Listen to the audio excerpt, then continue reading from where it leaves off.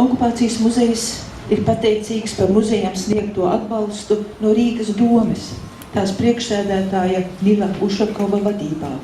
Ušakova kunga apsveikumu nolasīs Rīgas domes izglītības, kultūras un sporta komitejas vadītāja Eiženija Haldermane. Ekscelents, muzeja darbinieki, dāmas un kungi, pirms es nolasu mēru apsveikumu, daži vārdi, kurus es gribēju teikt, arī pati. Man ģimene, man radi tieši tāpat bija represēti. Tik represēti vecticībnieki, mani kaimiņi no Sāģes Latgalēm masveidīgi. Jo okupācija skāra visu Latvijas tautu, neapšaubāmi.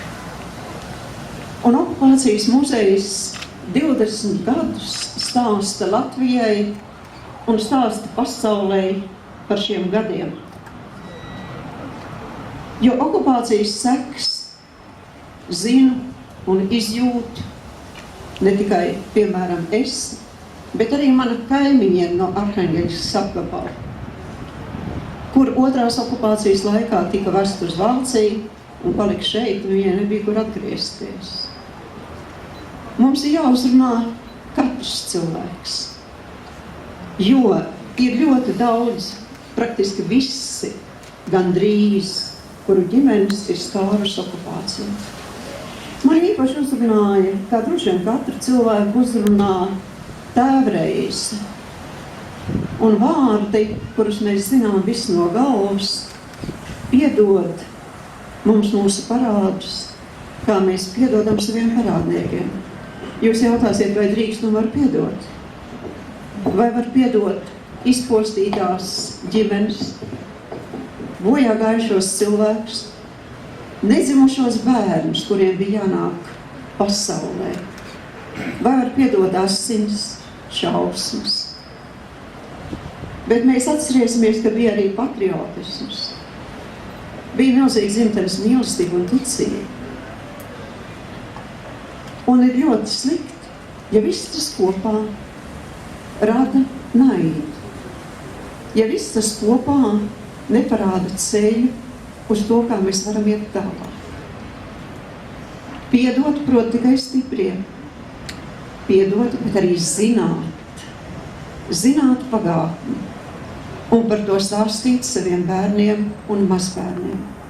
Okupācijas muzejs to ir pratis šais 20 gados, un es nešaubos ne brīdi, ka pratīs arī nākotnē.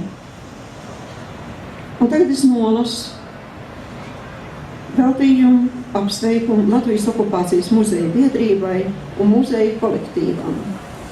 Sveicot muzeju 20. gaddienā, nu vēl arī turpmāk augt un attīstīties, lai raiti veicas iecerētā muzeja ēkas rekonstrukcija un paplašināšana, lai izdodas izveidot jaunas ekspozīcijas, sekmīgi izmantojot mūsdienīgās informācijas tehnoloģijas, kas to padarīs īpaši interesanti jaunajai paaudzei. Ikvienam ir būtiski zināt savas valsts vēsturi, gan tās gaišās, gan traģiskās lapus. Tāpēc Rīgas doma ir gatava arī turpmāk atbalstīt muzeja projektus, kas saistīti ar bērnu un jaunatnes patriotisku audzināšanu. Novēlu visiem muzeja darbiniekiem, lai pietiek spēka, izturības un veselības turpināt un atbalstīt muzeja darbību. Parakstīs Rīgas mērs. Es novēlu mums visiem, kas esam šeit, un arī kas ar